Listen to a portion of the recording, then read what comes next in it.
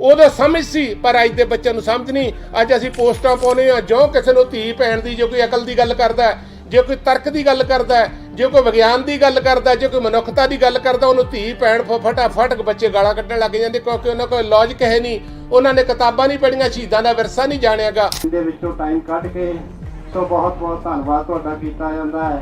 तुसीं ਉਹ ਚੇਤਨ ਲੋਕ ਹੋ ਜਿਹੜੇ ਆਪਣੇ ਸ਼ਹੀਦਾਂ ਨੂੰ, ਆਪਣੇ ਜਿਨ੍ਹਾਂ ਨੇ ਤੁਹਾਡੇ ਖਾਤਰ ਕੁਰਬਾਨੀਆਂ ਕੀਤੀਆਂ, ਉਹਨਾਂ ਨੂੰ ਯਾਦ ਕਰਨ ਲਈ ਇੱਥੇ ਇਕੱਠੇ ਹੋਏ ਹੋ। ਬਹੁਤ ਸਾਰੇ ਲੋਕ ਬਾਰੇ ਤਾਂ ਆਪਾਂ ਪੜ੍ਹ ਲੈਂਦੇ ਆ, ਸਾਨੂੰ ਇਹ ਦੱਸਣ ਦੀ ਲੋੜ ਆ ਤੇਜਾ ਸੁਤੰਤਰ ਕੌਣ ਸੀ, ਔਰ ਬਾਬਾ ਬੂਝਾ ਸਿੰਘ ਕੌਣ ਸੀ, ਬਾਬਾ ਮੋਹਨ ਸਿੰਘ ਮਰਗੰਦ ਕੌਣ ਸੀ, ਜਿਹਦੋਂ ਲਈ ਜਿਹੜੇ ਅੱਜ ਦੀਆਂ ਪੰਥਕ ਸਰਕਾਰਾਂ ਘਾਉਣ ਵਾਲੇ ਨੇ ਝੂਠੇ ਪੁਲਿਸ ਮੁਕਾਬਲੇ 'ਚ ਮਾਰਿਆ ਗਿਆ ਜਿਨ੍ਹਾਂ ਨੂੰ, ਔਰ ਬਾਬਾ ਨਰਿੰਜਨ ਸਿੰਘ ਰਾਏਕੋਟ ਦੇ ਇਲਾਕੇ ਦੇ ਇੱਥੇ ਬੰਦੇ ਬੈਠੇ ਆ, ਕਿਸੇ ਨੂੰ ਪਤਾ ਬਾਬਾ ਨਰਿੰਜਨ ਸਿੰਘ ਖਾਲਸਾ ਰਾਏਕੋਟ ਦੇ ਨਾਲ, ਉੱਥੋਂ ਦੇ ਉਹ ਪਹਿਲਾਂ ਇਨਕਲਾਬੀ ਲਹਿਰ ਸੀ, ਲਾਲ ਪਾਰਟੀ ਸੀ, ਫਿਰ ਉਹ ਨਕਸਲੀ ਲਹਿਰ ਸੀ, ਬਜ਼ੁਰਗ ਹੋਣ ਦੇ ਬਾਵਜੂਦ ਉਹ ਸਮੇਂ ਦੀ ਜਿਹੜੀ ਅਖੌਤੀ ਜਿਹੜੀ ਹਕੂਮਤ ਸੀ ਆਪਦੇ ਆਪ ਨੂੰ ਸਿੱਖਾਂ ਦੀ ਹਮਾਇਤੀ ਕਹਾਉਂਦੀ ਸੀ, ਉਹਨਾਂ ਨੇ ਉੱਥੋਂ ਫੜ ਕੇ ਝੂਠਾ ਪੁਲਿਸ ਮੁਕਾਬਲਾ, ਸਰਦਾਰ ਨਿਰਮਲ ਸਿੰਘ ਧਨੌਲੇ ਦਾ ਇਲਾਕਾ ਸਾਡਾ ਆਪਣਾ ਇਲਾਕਾ ਹੈ, ਬਰਨਾਲੇ ਉੱਥੋਂ ਰਾਏਕੋਟ ਤੋਂ ਫੜ ਕੇ ਬਰਨਾਲੇ ਖੁੱਡੀ ਕਲਾਂ ਕੋਲੇ ਪੁਲਿਸ 3 ਕਿਲੋਮੀਟਰ ਧੂ ਕੇ ਤਿੰਨਾਂ ਜਾਣਿਆਂ ਨੂੰ ਉਹਨਾਂ ਦਾ ਝੂਠਾ ਪੁਲਿਸ ਮੁਕਾਬਲਾ ਕੇ ਗਦਰੀ ਬਾਬਿਆਂ ਨੂੰ ਪਿਛਲੀ ਉਮਰ ਜਾ ਕੇ ਸ਼ਹੀਦ ਕੀਤਾ। ਜਾਂ ਕਿਸੇ ਨੂੰ ਪਤਾ ਨਰਿੰਜਨ ਸਿੰਘ ਅਕਾਲੀ ਕੌਣ ਸੀ ਜਿਨ੍ਹਾਂ ਨੇ ਗੁਰਦੁਆਰੇ ਆਜ਼ਾਦ ਕਰਾਏ, ਤੇਜਾ ਸੁਤੰਤਰ ਕੌਣ ਸੀ ਜਿਹਨੇ ਗੁਰਦੁਆਰੇ ਆਜ਼ਾਦ ਕਰਾਏ। ਅੱਜ ਸਿੱਖਾਂ ਤੇ ਖੱਬੇ ਪੱਖੀਆਂ 'ਚ ਫਰਕ ਫਿਰਕਾ ਪ੍ਰਸਤੀ ਫੈਲਾਈ ਜਾ ਰਹੀ ਹੈ। ਸਾਡਾ ਵਿਰਸਾ ਬਹੁਤ ਮਹਾਨ ਹੈ, ਕਿਉਂਕਿ ਸਾਡਾ ਵਿਰਸਾ ਸ਼ਹੀਦ ਭਗਤ ਸਿੰਘ ਕਰਤਾਰ ਸਿੰਘ ਸਰਾਭਿਆਂ ਦਾ ਵਿਰਸਾ, ਸਾਡਾ ਵਿਰਸਾ ਗਦਰੀ ਬਾਬਿਆਂ ਦਾ ਵਿਰਸਾ। ਸੋ ਆਓ ਸਰ ਤਰ੍ਹਾਂ ਦੀ ਫਿਰਕਾ ਪ੍ਰਸਤੀ ਤਿਆਗ ਕੇ ਅਸੀਂ ਆਪਣੇ ਬੱਚਿਆਂ ਨੂੰ ਇੱਥੋਂ ਦੀ ਵਿਰਾਸਤ ਹੈ ਜਿਹੜੀ ਇੱਥੇ ਜੰਪਲ ਪੀੜ੍ਹੀ ਹੈ ਦੱਸੀਏ ਕਿ ਸਾਡਾ ਜਿਹੜਾ ਇਹ ਜਸਵੰਤ ਸਿੰਘ ਖਾਲੜਾ, ਇਹਨਾਂ ਨੇ ਜਿਹੜੀ ਪ੍ਰੇਰਨਾ ਲਈ ਇਹ PSU ਦੇ ਵਿੱਚ ਹੁੰਦੇ ਸਨ। ਅੱਜ ਵੀ ਲੋਕਾਂ ਦੀ ਸੰਗੀ ਘੁੱਟੀ ਜਾ ਰਹੀ। ਅਸੀਂ ਕਹਿੰਦੇ ਹਾਂ ਜਿਨ੍ਹਾਂ ਸਰਕਾਰਾਂ ਲਈ $1 ਦਿੰਦੇ ਰਹੇ ਅਖੌਤੀ ਇਨਕਲਾਬੀਆਂ ਨੂੰ, ਅੱਜ ਮਾਲਵਿੰਦਰ ਮਾਲੀ ਸਾਡੇ ਨਾਲ PSU 'ਚ ਹੁੰਦਾ ਸੀ। ਸਾਨੂੰ ਸਾਰਿਆਂ ਨੂੰ ਪਤਾ ਕਿ ਮਾਲਵਿੰਦਰ ਮਾਲੀ ਨੂੰ ਕਿਵੇਂ ਫੜ ਕੇ ਨਜਾਇਜ਼ ਤੌਰ 'ਤੇ, ਕਿਉਂਕਿ ਸੱਤਾ ਕਦੇ ਵੀ ਕੋਈ ਮਨਜ਼ੂਰ ਨਹੀਂ ਕਰਦੀ ਹੁਕੂਮਤਾਂ ਵੀ ਉਹ ਸਾਨੂੰ ਸਵਾਲ ਕਰਨ। ਅਤੇ ਆ ਸੰਤ ਰਾਮਦਾਸੀ ਦੀਆਂ 2 ਕਵਿਤਾਂ ਪੜ੍ਹ ਕੇ ਗਏ ਨੇ ਅਤੇ ਮੈਨੂੰ ਉਹ ਗੱਲਾਂ ਯਾਦ ਆਉਂਦੀਆਂ ਉਸ ਸਮੇਂ ਜਦੋਂ 69-70 ਦੇ ਵਿੱਚ ਸੰਤ ਰਾਮਦਾਸੀ ਰਾਏਸਰ ਪਿੰਡ ਦੇ ਸੀ, ਬਰਨਾਲੇ ਲਵੇ ਸਾਡੇ ਉੱਥੋਂ ਦੇ ਨੇ। ਉਹਨਾਂ ਨੇ ਲਿਖਿਆ ਸੀ, ਜਿਨ੍ਹਾਂ ਦੇ 2 ਗੀਤ ਆ ਸਾਥੀ ਬੋਲ ਕੇ ਗਏ ਨੇ, ਭਦੌੜ ਸਾਹਿਬ ਅਤੇ ਕਵਲਜੀਤ, ਅਤੇ ਉਹਨਾਂ ਨੇ ਲਿਖਿਆ ਸੀ ਲੋਕੋ ਜਿਹੜਾ ਗੁਰਬਾਣੀ ਕਹਿੰਦੀ ਆ ਆਦਿ ਸੱਚ ਜੁਗਾਦ ਸੱਚ, ਸੱਚ ਹਮੇਸ਼ਾ ਸਮੇਂ ਦਾ ਸੱਚ ਹੁੰਦਾ ਹੈ, ਚਾਹੇ ਕਿਸੇ ਵੀ ਲਹਿਰ 'ਚ ਹੋਵੇ ਕਿਸੇ ਪਰ ਉਸ ਸਮੇਂ ਉਹਨਾਂ ਨੇ ਲਿਖਿਆ ਸੀ ਲੋਕੋ ਬਾਜ ਆ ਉਹਨਾਂ ਝੂਠੇ ਲੀਡਰਾਂ ਤੋਂ, ਇਹਨਾਂ ਦੇਸ਼ ਨੂੰ ਬਿਲੇ ਲਗਾ ਛੱਡਣਾ, ਇਹਨਾਂ ਦੇਸ਼ ਦਾ ਕੁਝ ਵੀ ਛੱਡਿਆ ਨਹੀਂ, ਇਹਨਾਂ ਤੁਹਾਨੂੰ ਵੀ ਵੇਚ ਕੇ ਖਾ ਛੱਡਣਾ। ਅਸੀਂ ਜਦੋਂ PSU 'ਚ ਕੰਮ ਕਰਦੇ ਸੀ, ਜਿਹੜੇ ਸੀ ਕੋਈ ਆਪ ਚਿੱਟੀ ਪੱਗ ਬੰਨ ਲੈਂਦਾ, ਕੋਈ ਨੀਲੀ ਬੰਨ ਲੈਂਦਾ, ਉਦੋਂ ਕਹਿੰਦੇ ਸੀ ਚਿੱਟੇ ਬਗਲੇ ਨੀਲੇ ਮੋਰ ਸਾਰੇ ਚੋਰ ਸਾਰੇ ਚੋਰ।